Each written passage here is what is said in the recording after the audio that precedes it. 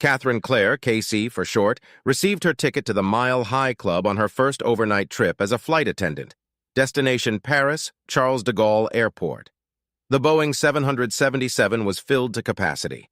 It was 1 o'clock in the morning, Chicago time, and most of the passengers were asleep when the steward invited KC to meet him in the aft restroom.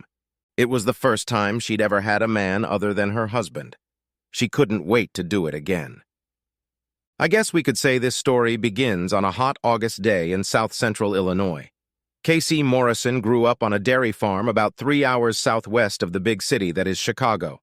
Her childhood was a typical rural one. Household chores included helping her father milk 60 cows before going to school, and so every night. And that was 365 days a year, whether it was rain or shine. There wasn't even a day off at Christmas. The Williams family owned a farm about 20 miles down the highway. They grew 500 acres of corn and soybeans and raised a small herd of Holstein cows. That's black and white spotted cows for you city folk. Their only child, Matthew, wasn't new to the milking machine either.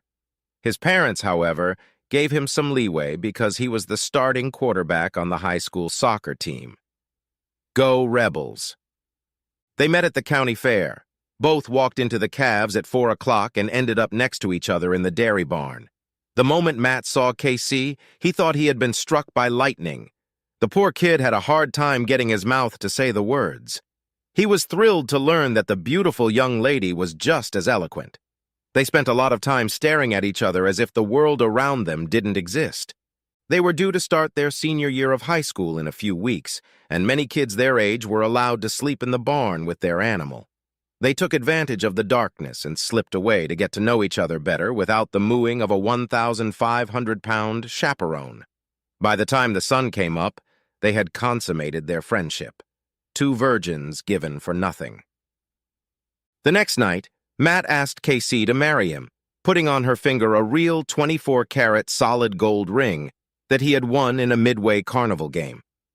They spent the rest of the fair having sex as often as they could and making plans for a life together after high school, Matt from Central and KC from their main rival Lincoln. Matt's cow, Soxy, named after his favorite baseball team, finished unranked.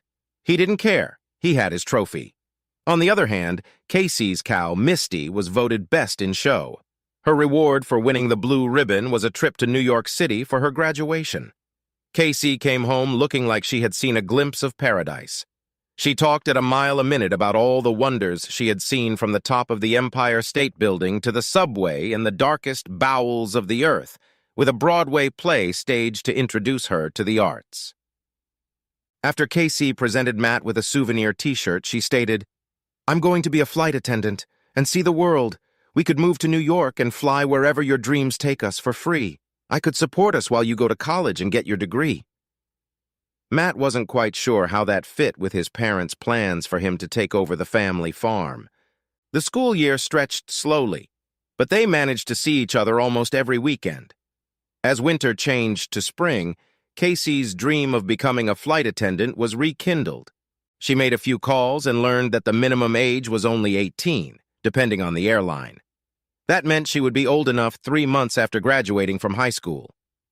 A week after they got their freedom, Casey and Matt talked their parents into letting them take Amtrak to Chicago to sightsee.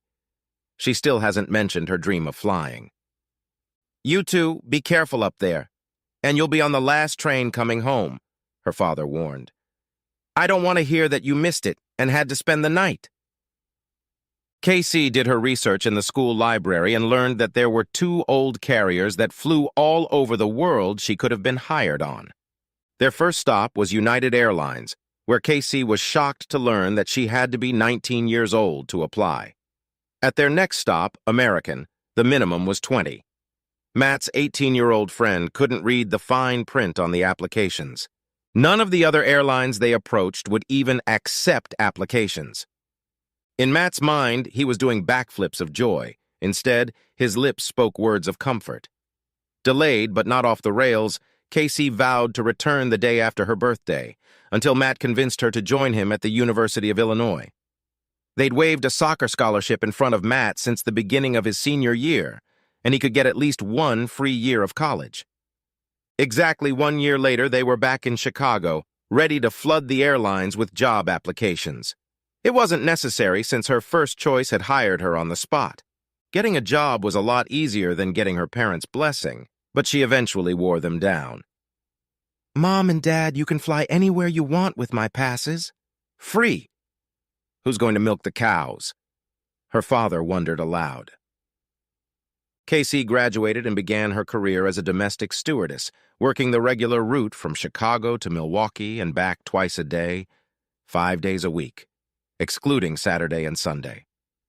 It hardly captivated her imagination, but that didn't stop her. When Casey finally had 2 days off in a row, Matt took the train and headed north. She met him at Union Station. From there, they headed to City Hall and appeared before a justice of the peace. 10 minutes later, Matthew John Williams was taking Catherine Clare to be his lawfully wedded wife. They had a nice dinner and then spent the night of their honeymoon in a hotel room consummating their marriage. Even though they were not of age, the concierge sent a complimentary bottle of champagne. On Monday, reality returned. Matt had to tell his parents that he had gotten married and wouldn't be coming home. It had been a difficult day. Casey shared a small one-bedroom apartment near the airport with 2 new employees. Thanks to their schedules, the apartment wasn't too crowded, but it took Matt a while to get used to living with his wife and 2 roommates. Even though they were beautiful, he was never tempted and treated Kimmy and Joyce like his sisters. Matt lost his soccer scholarship when he transferred to the University of Illinois at Chicago and had to finance his education with student loans. Money was tight, but they were in love with each other. They made plans for how they would spend Matt's paycheck when he graduated and got a good job. The first time Casey flew to St. Louis, she gave her husband a pass. He got the only available seat on the plane. It was a center seat in the last row that didn't recline, but he didn't care. He divided his time between studying for his economics exam and watching his beautiful wife work in the aisle. She fed him well and kept him hydrated with snacks and drinks. They had 2 hours between flights and shared a very expensive dinner at Lambert International Airport. Matt was lucky and even got an aisle seat on the way back. Even better, he got an A on his test. For the next 6 months, life was great. KC was home every night. At least once a week, Matt would meet her at the gate. This was before 911 when they let anyone through the metal detectors into the terminals. And they would take the subway home together. Things got a little tense when both of their roommates were transferred to another location. To make matters worse, their new base was New York City, KC's dream posting. The airline then put a hiring moratorium so that there would be no more newbies who would need a place to live. KC and Matt were now on the hook for all the rent. Matt tried unsuccessfully to find a part-time job. KC had to take extra trips to make ends meet. She was a tired woman and began to resent coming home and catching her husband studying. They started fighting over a dozen little things. All these paled in comparison to the money wars that broke out every payday. This made KC a very vulnerable woman. Unlike most of his compatriots, Steve Kazmarski preferred to fly new employees. He used his seniority to work in the aft galley, which gave him plenty of time to get to know the new crew members. That is, the female crew members. He was an experienced predator and spotted KC the moment she entered the briefing room. He checked the roster. They would be flying the 6 a.m. shuttle 20 times this month. That would give him plenty of time to add another notch on the bedpost. This was KC's first flight in an Airbus 319, and she was nervous.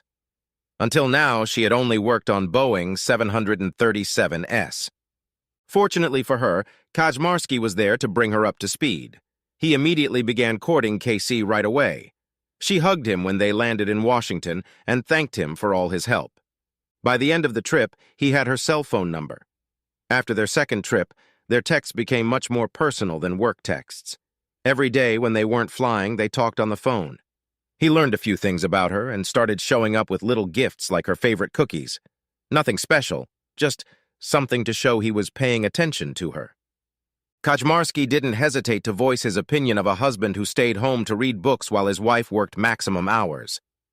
For the next 3 weeks, he tried his best to be there whenever KC wasn't sure what to do, whispering in her ear like a snake. One of the senior flight attendants took Casey aside and warned her, "Listen to a wise word. There are two types of stewards on this airline, guys who have everything going for them and straight guys who have everything going for them. You are a beautiful woman, and you have gotten a lot of attention. You should be very careful about who you consider your friends." Casey wrote it off as jealousy. Besides, she felt in control. By the end of the month, they were as inseparable as thieves, and Casey was sharing intimate details that should have been her husband's exclusive property. But Kaczmarski had some trouble closing the deal because Casey wouldn't agree to meet with him when they weren't flying. The weekend was so precious that she wanted to spend it with her husband, if only to argue with him.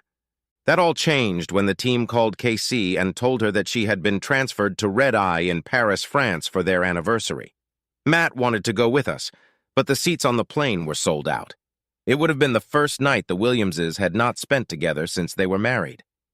It took Kaczmarski a lot of effort, deals, and outright schedule manipulation to get someone with so little experience to take a non-stop flight to Paris, but he pulled it off. He had big plans and was very confident that Casey would run into them during their layover. The day before their flight, a messenger arrived with a package for Casey. She thought it was from Matt until she saw the note. "Something beautiful for someone beautiful. Ho, ho, ho, ho, ho, ho. Steve." Casey blushed when she saw the delicate, lacy lingerie. She called to Steve. "I'm a married woman. I can't accept this." "It's a belated birthday present. Besides, it's what every woman in Europe wears." Matt figured it was their first anniversary and all plans were going to fly. Since he couldn't fly with her, he wanted to surprise Casey. He used the last of his emergency money to buy a gold chain with a 1/4 carat diamond pendant. It was really the thought that counted. While Casey finished putting on her makeup, Matt went to stash the gift in her wheeled suitcase. When he opened the bag, he got the shock of a lifetime. Folded on top so it wouldn't wrinkle, lay the little black dress he'd bought at a resale store to celebrate their anniversary. It looked like she'd been shopping at a lingerie store because he didn't recognize the delicate lace negligee. There were 2 packages of nylon stockings. The back pair of seams were unopened, but the other package was empty. She must be wearing them under her uniform, he thought. Matt rummaged through his bag and found an unopened box of 6 lubricated condoms in one of the pockets. He struggled to contain his anger as he opened the box. One by one, he tore open the foil packets, unwrapped the prophylactics, and placed them on the black dress. The lubricant acted like marriage-killer glue. He flattened the box of condoms and stuffed it, along with the rest of the packets, into his suitcase. Then he saw the note. He knew it was over, so he crushed the beautifully wrapped gold chain and pendant with his heel and threw them on top of the ruined dress. One last thing, he tore up the anniversary card and put it in the case before closing it. Matt was very silent as they rode the train to the airport. Casey babbled about how she couldn't wait to get back so they could spend a romantic evening celebrating. He knew that would never happen. Casey showed up at the briefing with her passport in her hand. She immediately recognized the only familiar face in the briefing room and sat down next to Steve. 2 other stewards were servicing the flight, and Kaczmarski enlisted their help in scoring with the new girl. They also had reclining seats in the back of the plane. His seat was next to Casey's. Before the plane even started to taxi out of the gate, he started hanging his bullshit on the naive young wife. She sat next to the bulkhead, and he leaned against it. After commenting on how little room there was, he put his hand on her leg. Then he leaned over her, pointing at something through the small window. As he did so, her uniform scooted higher and higher. When he fumbled for the lacy stocking top, he realized she was wearing his gift, which gave him courage. Before they were up, his left hand disappeared between her legs. Casey was about to tell him to stop, but then he invited her to dinner at the Jules Verne atop the Eiffel Tower to celebrate her first visit to the City of Light. She said yes. Unfortunately, the plane was in the air, and they had to take their seats of duty. 3 hours into the flight, it was pitch dark outside.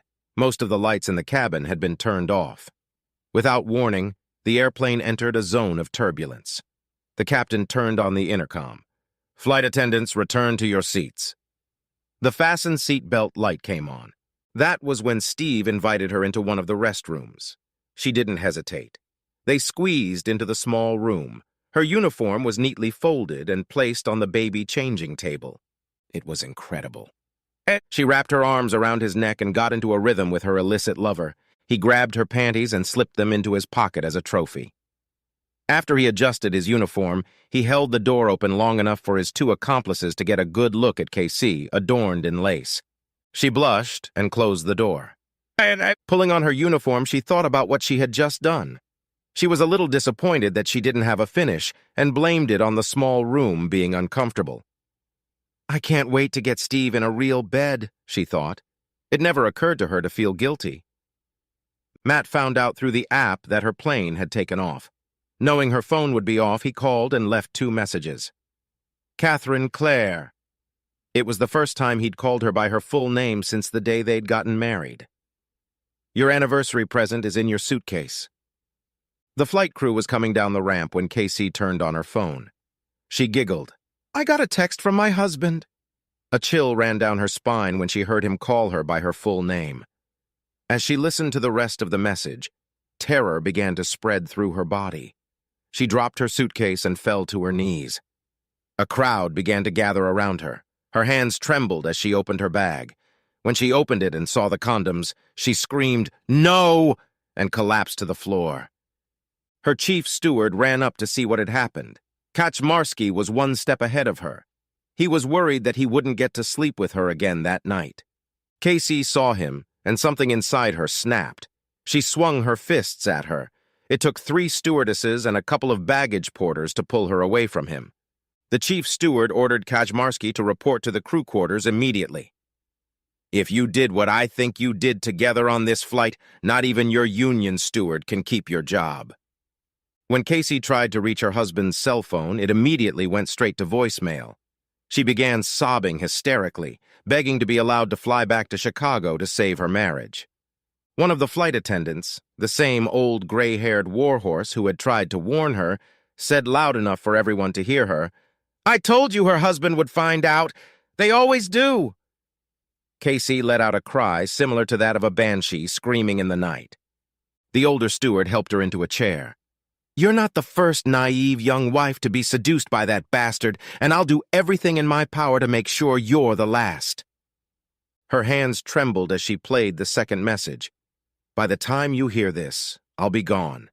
I've always told you that there is nothing I hate more than a man who cheats. You have deceived and betrayed us. I'm leaving because I'm afraid of what I will do if I come face to face with you. I hope I never see you again. She fainted. 4 hours passed, and Casey finally finished filing her sexual harassment complaint against Kaczmarski. The union rep promised to put her on the next plane back to the States. Unfortunately, that wouldn't happen until 12 hours later. Until then, all she could do was keep calling his cell phone. She sat on the floor of her hotel room, carefully picking up the pieces of her anniversary card. She sobbed hysterically as she read what her husband had written inside. KC, you are my best friend, my lover, and my wife. You make me whole. I am counting the minutes until you are in my arms again. Happy anniversary, my beloved. 1 year together stretches an eternity. She spent a sleepless night curled up on the floor, cursing herself for being so stupid. The next day, she was able to board a plane back to Washington, D.C. The old airline was supposed to have hourly service to and from Chicago, so she had no problem catching the rest of the trip home. She didn't say a word, but everyone seemed to know who she was, or at least what she did, and treated her like an outcast. Many of the flight attendants looked down on the player who had been caught and then accused of playing the game. Casey spent the entire flight trying to think of a way to explain what she had done. The moment Casey landed in Washington, D.C., she started calling Matt's cell phone. Still no answer. She tried her best to pull herself together, leaving a well-rehearsed message. Matt, my lover, I really screwed up. I'm so sorry. Please, I know I don't deserve this, but please. She couldn't take it anymore and started sobbing. 45 minutes later, she was squeezed into the center seat and flying towards her destiny. Casey left a dozen more messages as she rode in the cab to their apartment. Her hand trembled as she inserted the key into the lock. She called her husband's name quietly, circling the living room. She was horrified that he could take half of everything they had, but it looked just as she'd left it. She went through the dining room and kitchen. Everything was in place. The master bedroom looked untouched, but the closet was closed. She gathered her wits and opened the door. All that was inside was a row of empty hangers. She staggered out of the closet and threw herself on the bed. The red-hot terror tore at her stomach. Then it got worse. She looked at her dresser and saw Matt's wedding ring on his cell phone. The room began to spin. She clutched the ring in her hand and cursed herself for ruining her marriage. It was almost 1 o'clock in the morning before she could make it to the bathroom. She turned on the shower as hot as she could tolerate and tried to wash away the shame. But there wasn't enough soap to wash the stain from her shower. Casey knew she needed to leave the empty apartment. She needed her mother. So she headed out into the darkness, praying that her mother would have an answer. Casey felt better when she saw the light of the dairy barn. She thought about the many mornings she'd spent with her father milking the herd and wished she could turn back time before she made her mistake. The tires of the car crunched on the gravel. She was going to walk home, but something was wrong in the barn. "Uncle Hank," she called out, "what are you doing here?" Her mother's brother kept working, answering, "Matt stopped by yesterday to explain to your parents why he's leaving. You know your mom has had a weak heart for some time now." Casey started chanting, "No, no, no. Please tell me she's alive." "She's alive, but no thanks to you," Hank replied. "And she had a massive stroke. Your father called from the hospital and asked me to watch the farm. That's what family does." "What hospital?" "I wouldn't try to visit her if I were you. You're the last person your father would want to see." "Is Matt still here?" "No. He left last night after your mom was stabilized. I've never seen a more devastated person." Casey called crew support and quit the airline to work on the family farm. Her mom recovered but was partially paralyzed. The cheating mom became her full-time caregiver as penance. More than 5 years passed. Casey was a dedicated nurse, never complaining, even when she had to change her mother's diapers. When she wasn't looking after her mom, she was helping out around the house. She never once acted like a martyr, not even on the day the sheriff handed her divorce papers. She accepted her fate with silent dignity. One clear fall afternoon, the angel of death visited the Morrisons' farm. Mom died beside her husband and daughter. The last thing she said to Casey was, "I love you. Now go on with your life." The wake was held in the living room of the old frame house, just as it had been done 100 years ago. Everyone brought something to eat, stories were told, friendships were renewed. But this was a working farm, and the animals cared little for mourning. Casey was nursing a sick calf when she saw a little boy enter the barn. "Hello, cows," the 3-year-old announced to the large animals. Casey stared at the visitor. She recognized his face from the black-and-white photograph her former mother-in-law had hung on the piano. No, that picture was almost 30 years old. Her heart pounded frantically. He must be her ex-husband's son. She collapsed to the ground, sobbing. The little boy knelt in the hay. "Are you okay, lady?" Studying his face, Uncle Hank must have told him about his mom. The boy held out his hand and said, "I'm Matt, but Mommy calls me Junior." In that moment, all the dreams, all the hopes she still hid in a corner of her heart died.